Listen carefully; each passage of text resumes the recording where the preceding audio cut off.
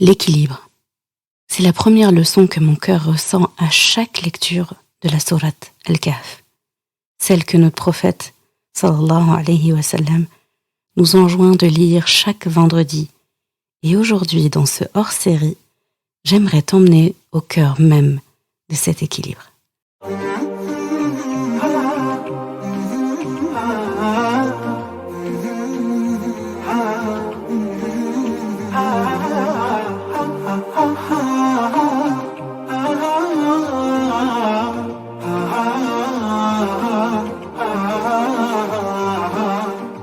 Bienvenue sur Coran de ton cœur, le podcast qui t'aide à reconnecter ton cœur à ton Coran. Je suis Zeynep et je suis passionnée par les deux médecines indispensables à toute vie sur Terre, celle de l'âme et celle du corps. Je suis donc enseignante de Coran et interne en médecine générale. Voilà plus de 10 ans maintenant que j'enseigne aux femmes à lire, à apprendre, à comprendre et surtout à vivre leur Coran au quotidien en reconnectant leur cœur au Coran. Car oui, j'ai la ferme conviction qu'un cœur connecté au Coran est capable de redistribuer à tous les organes du corps l'amour pour Allah, l'envie de lui plaire et d'agir dans le bien. C'est pourquoi à travers ce podcast, je compte redonner chaque semaine un nouveau souffle à divers pans de ta vie au regard de ton Coran. Prends ce temps pour toi et belle écoute. Assalamu alaikum wa rahmatullah. Content de te retrouver pour cet épisode un peu hors du temps. C'est un hors-série que je ferai de temps à autre sur les trésors de Sourate Al-Kahf, une pierre centrale de notre Coran. D'après Abu Sa'id al-Khudri, radiyallahu anhu, notre prophète Muhammad sallallahu alayhi wa sallam a dit dans le sens « Celui qui lit la Sourate Al-Kahf le jour du vendredi, il est éclairé par une lumière entre les deux vendredis, donc d'un vendredi à un autre vendredi. » C'est entre autres une des beautés et un des bienfaits de Sourate Al-Kahf. Et justement, comme ayah qui a motivé l'épisode du jour, tu verras que c'est une ayah centrale dans Sourate Al-Kahf. Bismillahirrahmanirrahim. وكذلك بعثناهم ليتساءلوا بينهم قال قائل منهم كم لبثتم قالوا لبثنا يوما أو بعض يوم قالوا ربكم أعلم بما لبثتم فابعثوا أحدكم بورقكم هذه إلى المدينة فلينظر أيها أزكى طعاما فليأتكم برزق منه وليتلطف ولا يشعرن بكم أحدا. Et c'est ainsi que nous les ressuscitâmes, afin qu'ils s'interrogent entre eux. L'un parmi eux dit « Combien de temps avez-vous demeuré là ?» Ils dirent « Nous avons demeuré un jour ou une partie d'un jour. » D'autres dirent « Votre Seigneur sait mieux combien de temps vous y avez demeuré. Envoyez donc l'un de vous à la ville avec votre argent que voici, pour qu'il voie quel aliment est le plus pur et qu'il apporte de quoi vous nourrir. وَلْيَتَلَطَّفْ, qu'il agisse avec tact et qu'il ne donne l'éveil à personne sur vous. » Tiré de Sourate Al-Kahf, ayah numéro 19. Cette ayah est vraiment centrale dans la sourate. Elle est centrale aussi dans le Coran pour une raison. C'est qu'elle contient le mot central du Coran. Que doit-on comprendre par le mot central, c'est-à-dire en termes de nombre de mots dans le Coran? Eh bien, le mot qui désigne exactement le milieu du Coran est le mot « wal-yatalattaf » qui se trouve dans cette ayah 19, vers la fin de la ayah 19. C'est ce mot sur lequel on va se concentrer et faire un peu l'arborescence de ce qu'on souhaite aborder aujourd'hui. En d'autres termes, l'équilibre. Ce que ces compagnons, ces jeunes, ces gens de la caverne disent, en l'occurrence cette personne en particulier lorsqu'elle parle, ce qu'elle dit à travers ce mot, à travers toutes ces phrases, à son compagnon qu'ils envoient justement à la ville pour chercher de la nourriture saine, halal, safe, eh bien c'est, en gros, n'éveille pas l'attention autour de toi, n'éveille pas l'attention sur toi, et sois pertinent en même temps. Et je me dis, quoi de mieux que de se replonger dans le contexte de ces ayats pour justement les savourer, les comprendre correctement. Donc, tu n'es pas sans savoir qu'il s'agit de l'histoire de quelques jeunes, les gens de la caverne, qui étaient des gens notables et respectés dans leur ville à l'époque. Je te laisse faire tes propres recherches et regarder à quelle époque c'était à peu près, le contexte, la religion qui était en place à ce moment-là. Mais c'était des jeunes, entre 6, 7. Le Coran ne donne pas de chiffre exact du nombre. Et nous n'allons pas non plus nous attarder là-dessus parce que c'est une information peu intéressante par rapport aux leçons, en tout cas, qu'Allah subhanahu wa ta'ala veut qu'on tire de ça. Donc ces jeunes étaient croyants. Ils croyaient en Allah dans un pays où la religion n'était pas monothéiste, c'était des polythéistes. Ils croyaient en des divinités, Jupiter, Saturne, Mars. En tout cas, ils croyaient aux constellations. Et c'est dans ce contexte-là, ce terrain hostile, où ces jeunes ont avoué, lors d'un grand événement à la cour du roi de l'époque, ont avoué leur foi devant tout le monde. Donc c'était censé justement être un geste fort parce que quand des notables, des personnes responsables, respectées dans la ville, avouent leur religion ou prennent une position, ils emportent avec eux des gens. Donc ils ont avoué ce jour-là leur croyance et donc forcément se sont mis en danger et étaient recherchés dans la ville. Et Allah subhanahu wa ta'ala leur avait inspiré, leur avait insufflé de s'enfuir dans une caverne.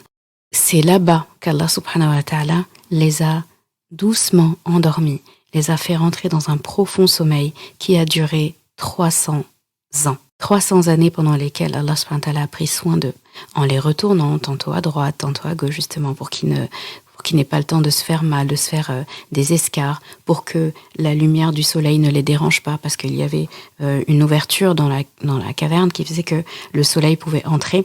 Et donc, tantôt il se tournait à droite, tantôt il se tournait à gauche, tout en dormant, en fait, pendant 300 ans. Donc, il faut se dire qu'à l'extérieur, tout a évolué, les gens continuent de vivre, et voilà, personne ne savait vraiment ce qu'ils étaient devenus. Il y avait des légendes comme quoi ils se seraient enfuis, ils seraient allés là, etc. Bref, ces gens-là étaient un mystère. Ça faisait vraiment partie de l'histoire. C'était un mythe. Voilà. On connaissait vaguement l'histoire de ces 7 jeunes qui s'étaient enfuis, etc. Et donc ils se réveillent après 300 ans et forcément ils ont un peu de courbature. Ils ont faim, surtout. Ils ont faim. Donc la question, c'est Allah subhanahu wa ta'ala qui est en train justement de figer leur conversation en disant « Mais vous avez dormi combien de temps ça fait combien de temps qu'on est là ?» Et l'autre qui dit « Je sais pas, une journée. » Et l'autre qui dit « Non, c'est la moitié d'une journée, c'est pas possible. » Donc on comprend ici qu'ils n'ont pas la notion du temps.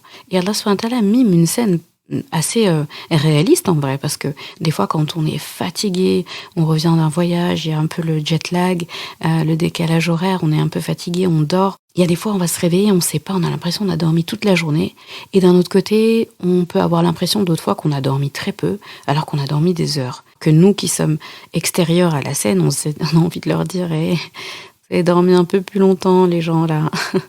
et en fait Allah subhanahu wa ta'ala est en train de mimer leur conversation. Il y en a un qui coupe court à la conversation en disant « D'accord, peu importe qu'on ait dormi la moitié ou toute la journée, même ça s'est reproduit, c'est Allah qui sait combien de temps on a dormi. Faut manger. » Allez en ville, et là, il se tâte les poches. « Vous avez de la monnaie, les gars ?»« Ah non, j'ai pas. Qui a ?» En s'enfuyant, quand on s'enfuit, même si on est riche et on est notable, on pense pas forcément à ramener de l'argent avec soi. Donc ils ont dû réunir ce qu'ils ont, peut-être qu'il y en a un qui est avec une pièce, l'autre, etc. Ils réunissent ce qu'ils ont, ils désignent un d'entre eux, et il faut y aller. Et c'est des compagnons de fuite, en gros. Donc c'est des compagnons de religion, de fuite, et ils ont tout fait ensemble, en fait. Ils sont solidaires, ils sont comme des frères. Et donc ils vont pas laisser partir leur camarade sans lui donner des recommandations. Et rappelez-vous, pour eux, à l'extérieur, ils ont laissé le roi qui les recherche, les soldats qui les recherchent, leurs parents, leur famille qui doivent s'inquiéter pour eux. Ils ont laissé tout ça, en fait. Donc, mais il faut manger. Donc il faut se cacher, donc ils ont dû mettre une cape, quelque chose. En tout cas, il faut se faire discret et il faut y aller, sachant que ce sont des gens connus dans la ville. Ils ne laissent pas leur compagnon partir comme ça, ils lui donnent des recommandations. Et ces recommandations-là, dedans, il y a « wal yatalattaf », donc sois vigilant. Et dans ces recommandations, il y a le fait de rechercher de la nourriture saine. Donc ils sont croyants, donc ils ne mangent pas la même chose que les gens de la ville. C'est-à-dire qu'ils mangent de la nourriture halal. Donc il faut chercher quelque chose de halal. Donc pas de vin, pas quelque chose où il y a de l'alcool, pas quelque chose où il y a telle ou telle viande, pas de porc, etc. Un peu comme nous, si on allait dans un pays non musulman pour manger en vacances, eh bien on fait attention à la nourriture. Là c'est pareil. Donc cherche quelque chose de sain, de halal pour nous. Et là, le fameux mot, la fameuse recommandation, wal yatalattaf, et sois vigilant. Pas seulement sois vigilant. Dans wal yatalattaf, il y a latafa. Latafa, c'est la douceur, la subtilité, le tact, la gentillesse. Il y a vraiment toute une connotation, il y a tout un sens autour de la douce vigilance à l'intérieur de ce mot. Donc fais attention, sois sur tes gardes et sois en même temps gentil. Une double action qui est donnée. Donc dans ce mot, on sent déjà qu'il y a un équilibre à faire entre vigilance et douceur, entre prudence et gentillesse. Les deux doivent apparaître dans le tableau, mais l'un ne doit pas prendre le dessus sur l'autre. Lorsqu'on est trop vigilant, trop prudent, on laisse passer des opportunités et des fois on peut être méchant, on peut être justement trop craintif, on peut commettre une injustice en l'étant trop, parce qu'on est trop focalisé sur cette peur de mal faire. Lorsqu'on est trop gentil, inutile de te dire ce que ça peut donner aussi des fois comme mauvaise chose. Et dans tout ça, il dit qu'il faut faire toute cette vigilance, toute cette gentillesse afin de ne pas se faire prendre. L'objectif, c'est d'aller chercher de la nourriture saine, une boisson saine, faire attention en étant quand même correct parce que ils ont quand même l'étendard de cette religion, de leur croyance en Allah et il faut revenir sain et sauf, ne pas éveiller des soupçons pour pouvoir revenir et tenir sur la durée. Donc ces jeunes-là n'ont pas vraiment de plan d'avenir, ils savent pas ce qui va se passer, mais ils sont en fuite en tout cas, c'est sûr, et ils doivent survivre. Donc rien que dans ça, ils se laissent pas mourir de faim, ils restent pas entérinés dans leur caverne, ils agissent malgré tout. Ça aussi c'est une grande leçon. Et là je me dis, quoi de mieux pour faire revivre ces ayats, parce que c'est ce qu'on est censé faire en lisant le Coran, les faire revivre. Eh bien quoi de mieux que de se plonger dans l'histoire de ces ayats-là, en se mettant dans la peau de ces jeunes. D'accord ? Et là, je vais te laisser imaginer, j'ai l'impression qu'on va jouer une pièce de théâtre. Là, je vais te laisser te mettre dans la peau d'une boutiquière ou d'une boulangère à notre époque à nous, aujourd'hui, là en 2023, au moment où cet épisode est enregistré. Là, en 2023, tu tiens une boutique d'alimentation générale ou une boulangerie et tu vois ce jeune de la caverne qui descend, on va dire de la montagne, qui descend des Vosges, du Jura, Massif central. Pense à une chaîne de montagnes si tu habites à la montagne, à côté d'une montagne. Et cette personne, elle était là-bas pendant 300 ans. Et elle arrive dans ta boutique. Elle a une cape sur elle, quelque chose. Nous, ce serait une capuche. Lui a une cape. C'est un homme. Il arrive et il veut de la nourriture. Donc imagine, je fais tout ça vraiment pour que tu te rends compte que, parce que là on lit, on se dit 300 ans, on se rend pas compte en fait, parce que nous, déjà à l'époque des gens de la caverne, c'était il y a très longtemps, et donc en fait on nous dit c'est 300 ans avant. Pour nous, tout c'est dans le même sac en fait. On fait pas trop de différence, nous, entre, si on te dit c'est quoi trop la différence entre l'année 1100 et l'année 1400. On met ça dans le même sac, c'était il y a longtemps, c'est tout. C'est pas mon époque, c'est pas mon langage, c'est pas pareil. Eh bien, pour que tu te rends compte, là, on va mimer 2023 et la personne que tu vois arriver dans ta boutique, elle se pense en 1723. Donc, il y a 300 ans. Là, ça devient intéressant. Donc, imagine, pour cette personne, c'est la monnaie d'il y a 300 ans. D'accord ? C'était le louis d'or il y a 300 ans. Donc un louis d'or faisait 6,5 grammes d'or. Donc c'était de l'or déjà. C'est pas comme nos pièces d'euros là qui n'ont aucune valeur du tout, du tout. Là, ils avaient de l'or, ils avaient de l'argent. Donc c'est l'équivalent pour cette pièce d'or aujourd'hui de 365 €. Donc ce n'est pas rien, d'accord ? Cette personne-là, pour que tu te mettes en contexte, elle est en 1723, donc elle est à cette époque-là. Donc le roi Louis XIV est mort il y a 8 ans. Là, en ce moment, c'est la régence de Philippe, le duc d'Orléans, d'accord, qui est le régent de Louis XV. Donc, les femmes, par exemple, à cette époque, elles portent des robes volantes, battantes. Les gens, y compris les hommes, portent des perruques, des souliers, des collants. Donc, rien à voir, on est dans le siècle des Lumières. Voilà, là, c'est le contexte. Cette personne entre dans ta boutique. Elle fait attention. Donc elle essaye de ne pas avoir peur. Donc elle a toujours la parole de ses compagnons. وَلْيَتَلَطَّفْ وَلَا يُشْعِرَنَّ بِكُمْ أَحَدًا. Donc وَلْيَتَلَطَّفْ, tact, prudence, gentillesse, que personne ne se rende compte en fait de qui je suis, de ce que je fais. Et dis-toi que cette personne, depuis sa montagne là des Vosges, elle est descendue jusqu'ici et elle-même n'a pas reconnu le trajet. Il y a des bâtiments, il y a des voitures, il y a ça. Donc déjà, elle arrive, elle a de quoi avoir peur. C'est pas évident. Elle arrive dans un terrain qu'elle ne reconnaît pas. Elle arrive tant bien que mal à arriver dans ta boutique. Donc elle est déjà pas très à l'aise du tout. Mais waliyatallataf, tu sens qu'en fait, il est en train de faire un effort de quelque chose. Et il essaye de te dire quelque chose. Et c'est quelqu'un de notable, donc il s'exprime bien, il parle correctement. C'est un gentleman, il est poli. Il essaye d'être gentil, d'être cordial, et il se rappelle, mes compagnons, on va à faim, il faut manger, il faut du pain, il faut quelque chose. Et cette personne entre dans ta boutique. J'essaye de te faire imaginer ce qu'elle aurait pu te dire comme langage. On se rappelle qu'on est en 1723 pour cette personne dans sa tête. Donc elle entre dans ta boutique et elle te dit, ça va être dur de pas sourire, de pas rigoler. Elle va te dire, Madame serait-elle assez bonne pour me vendre un peu de nourriture ? Quelques miches de pain, du lait, un peu de fromage feront grandement l'affaire. Et là, tu regardes la personne, tu te dis, pourquoi il parle comme ça ? Pourquoi il est habillé comme ça ? Qu'est-ce qui se passe ? C'est le carnaval aujourd'hui. Et là, tu lui dis, oui, il y a du pain, il y a ça. Enfin, toi, tu es plus concentré sur ce qu'elle est en train de te dire, son accoutrement, tout. Tu essayes toi aussi de faire waliyatalataf et d'être... d'accord, je vais pas le vexer et tout ça, mais je sais pas d'où il sort, mais c'est pas grave. Aujourd'hui, apparemment, la mode évolue. Voilà, cette personne est habillée comme Louis XIV, mais c'est pas grave. on va faire attention.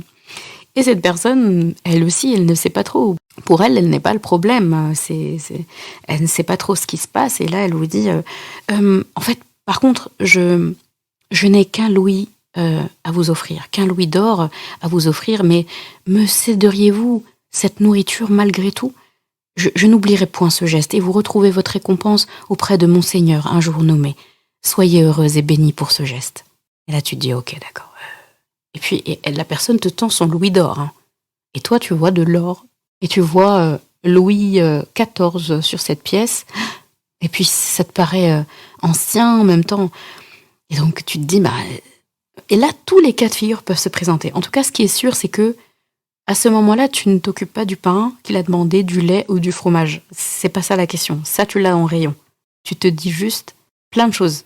Qui est cet homme ? Qu'est-ce qu'il veut ? Pourquoi il parle comme ça ? Pourquoi il est habillé comme ça ? Qu'est-ce qu'il fait avec ce louis d'or ?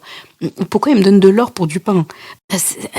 Voilà. Si tu as un peu de connaissance en histoire, tu te dis, oula, c'est une pièce de telle année ou telle année. Si tu es quelqu'un qui aime les belles pièces de monnaie ou qui s'y connaît un minimum dans l'or, tu te dis, là, il y a 365 € dans le creux de sa main. Et si tu aimes l'histoire, les aventures, tu vas lui poser des questions, tu vas essayer de comprendre, mais qu'est-ce que vous faites ? Vous êtes un passionné de l'époque de Louis XIV, qu'est-ce qui se passe ?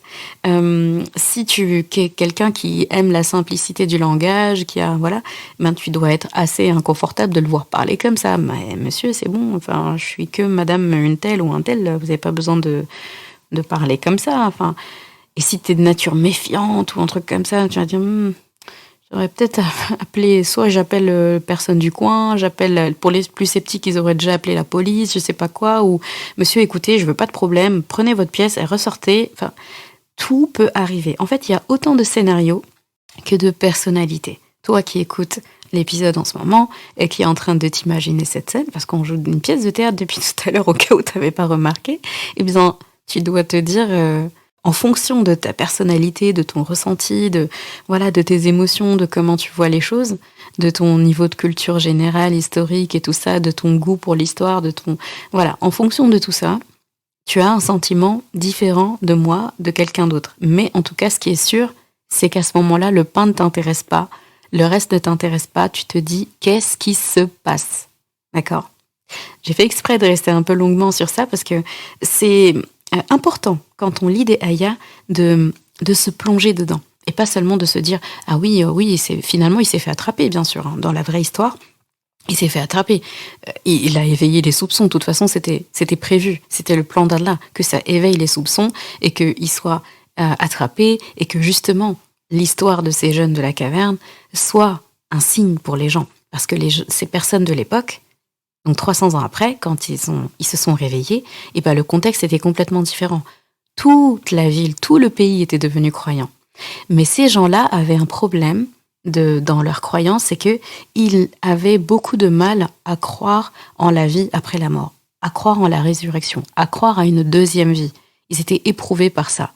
Donc le fait de voir ces jeunes de la caverne renaître, se réveiller après 300 ans, et ils ont d'histoires de ces jeunes-là, c'était des personnes qui étaient considérées comme des saints. Ils ont fui pour leur croyance en Allah. Et 300 ans plus tard, la croyance en Allah s'est installée. Et donc, l'éveil de ces personnes-là, des gens de la caverne, était une réponse au questionnement des gens chez qui ils se sont réveillés. Et pour les gens de la caverne, tout ce qui leur est arrivé, le fait de trouver ces gens croyants, était une réponse à une question qu'ils se sont posées avant de s'endormir. Comment Allah subhanahu wa ta'ala va faire que ce pays de mécréants-là va devenir un jour des croyants? Donc, avec un geste qu'Allah subhanahu wa ta'ala a fait, 300 années, c'est pas rien, eh bien, il a répondu à 2 époques. Vous voyez, quand on dit que Allah subhanahu wa ta'ala est le temps, il est, justement, il est intemporel parce qu'il est le temps. Avec un événement, il a répondu à 2 époques espacées de 300 ans. C'est assez impressionnant. Donc c'est comme si toi, là, tout de suite, tu vois cette personne arriver et après tu apprends qu'elle était née il y a 300 ans, elle est toujours en vie, etc. Et toi-même, tu te disais, comment ça va se passer quand on va mourir, on va ressusciter, etc. Et là, tu vois la personne arriver, tu te dis, mais Allah qui est capable de faire ça, bien sûr qu'il est capable de nous ressusciter. Et cette personne, lorsqu'elle est partie, Louis XIV, l'islam, croyance en Allah, c'était des chrétiens, mais disons que la pratique de l'islam leur était étrangère. Donc admettons que toi, cette personne avait fui justement parce que sous Louis XIV, eh bien, elle était recherchée parce qu'elle a dit « je crois en Allah, je crois pas en vos divinités, au Fils, au Saint-Esprit, etc., à la Trinité », et elle risque d'être emprisonnée pour ça. Et cette personne revient dans un contexte où tout le monde est croyant. Bon, Amin, on est en France, tout le monde n'est pas croyant, mais Amin. Et donc, cette personne revient et tout le monde est croyant, il y a des mosquées partout, il y a ça, il s'est dit, mais Allahu Akbar. D'accord, Allah est grand, effectivement, Allah est capable de ça. Et il revient et tout est fait. Et donc, c'est une réponse aux 2. Donc là, vraiment, je mime la ayah, mais c'est important, en fait, lorsqu'on veut comprendre un message qu'Allah subhanahu wa ta'ala essaie de nous faire comprendre, de faire au moins l'effort de se plonger dans ces histoires qu'il a la grâce, la gentillesse, la bonté de nous mettre à disposition. C'est vraiment une aubaine, une chance inouïe qu'on a d'avoir ce récit et les autres récits du Coran à notre disposition. On a juste à se plonger là-dedans. Et rien que le sentiment, tu vois, de t'être plongé dedans, de t'être imaginé à la place de cette boutiquière, ou tu peux faire l'inverse. Tu peux t'imaginer à la place de ce jeune qui arrive ici. C'est plus difficile de s'imaginer toi maintenant qui vis en 2023 et qui renaît dans 300 ans, parce que dans 300 ans, on ne sait pas ce qui va se passer, mais regarde tous les changements et toute l'évolution qu'il y a eu entre maintenant et 1723. Et regarde comment le monde évolue d'une manière mais absolument rapide. C'est effrayant comment tout va vite. Déjà de maintenant à il y a 50 ans, de maintenant à il y a 100 ans, on a l'impression qu'on est dans 2 époques complètement différentes, tellement les choses ont évolué. Et bien imagine dans 300 ans. Mets-toi à la place de cette personne. Comment tu vas te sentir? Comment tu vas être? Là, c'est l'inconnu, donc tu sais pas. Donc cette personne, quand elle arrive, c'est l'inconnu. Elle ne sait pas. Elle pouvait pas imaginer, en fait, qu'il y aurait des voitures.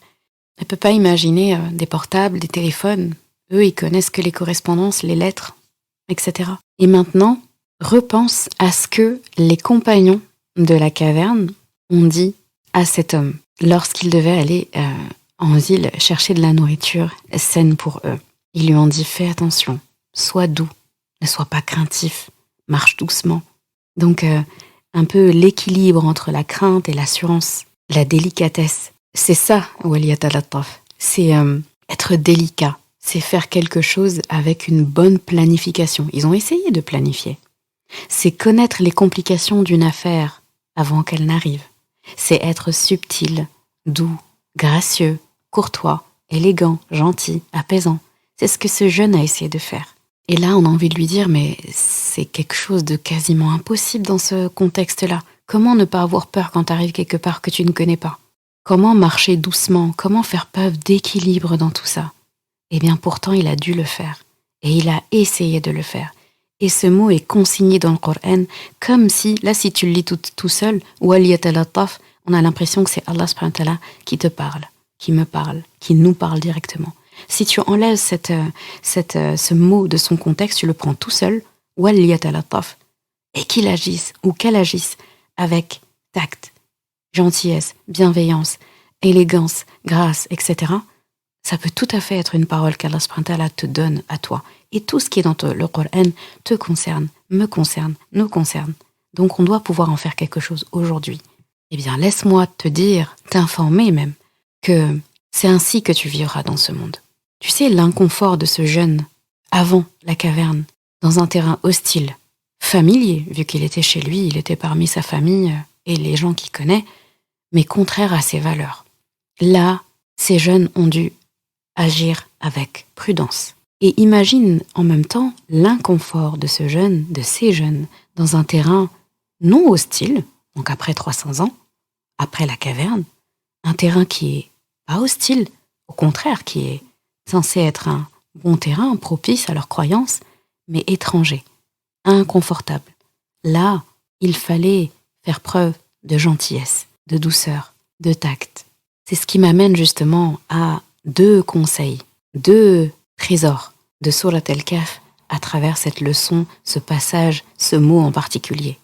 Numéro 1, agir dans ce monde avec prudence, dans toutes les situations, sur ton lieu de travail, sur la route, en conduisant, en traversant à pied la rue, en plein examen, en traitant avec les gens, en gardant des enfants.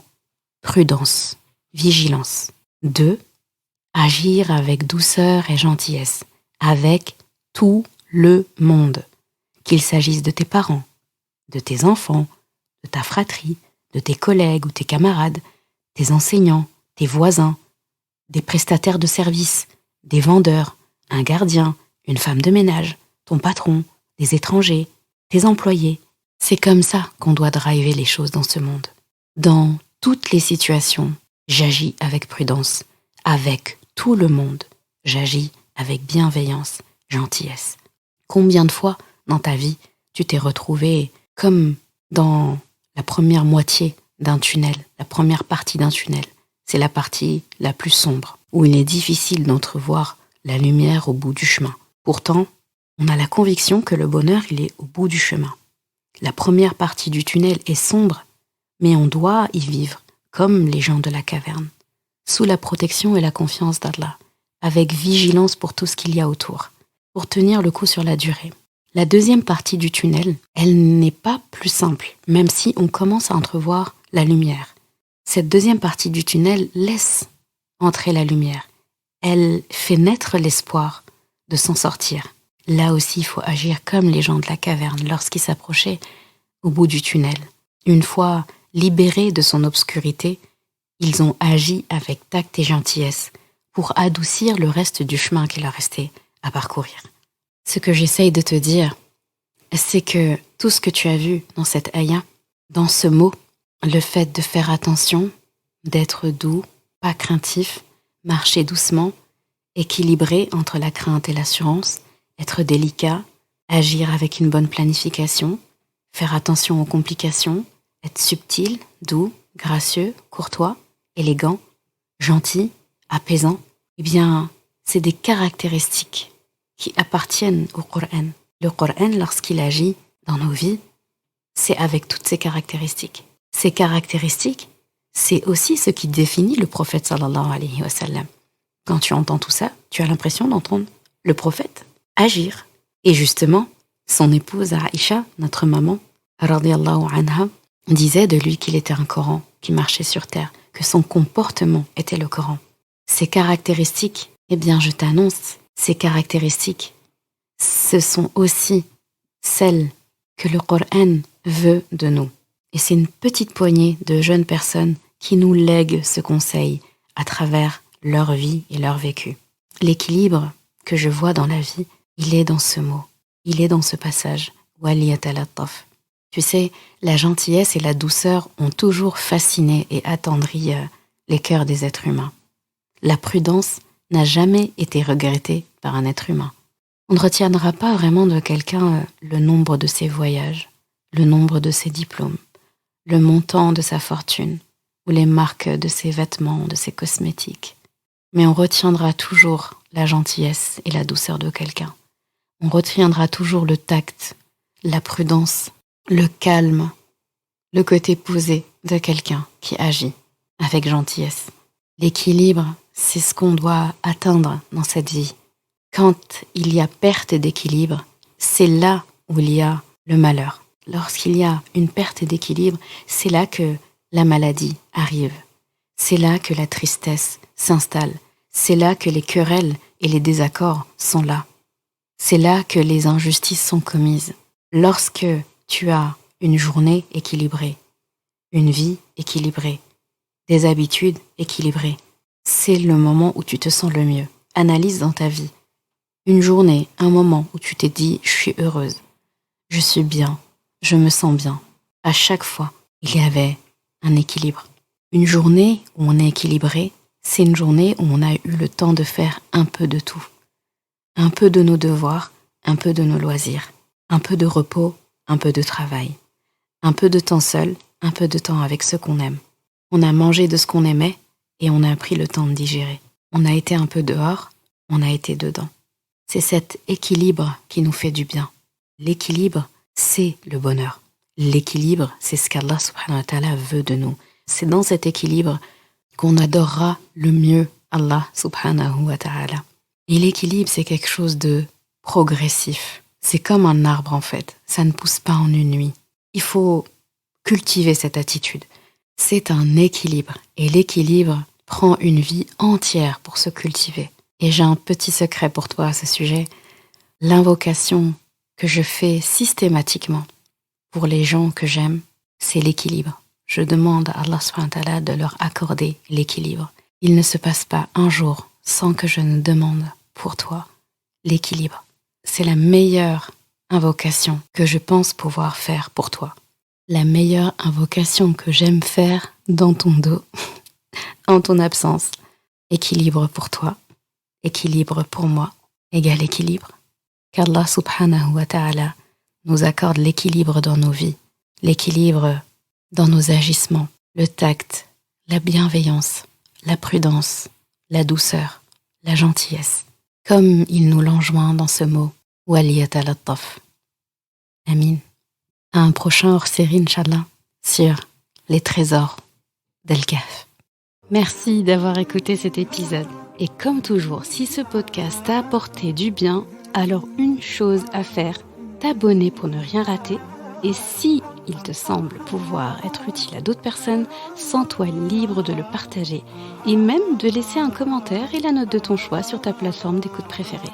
Ce sera une belle manière de me faire savoir que ce podcast doit continuer et être écouté par le plus grand nombre. Je confie à Allah subhanahu wa ta'ala le soin de préserver ta foi, ton honneur et ton cœur. Je te laisse à présent passer un bon moment avec ton Coran et je te dis à vendredi prochain pour un nouvel épisode. Assalamu alaikum wa rahmatullah.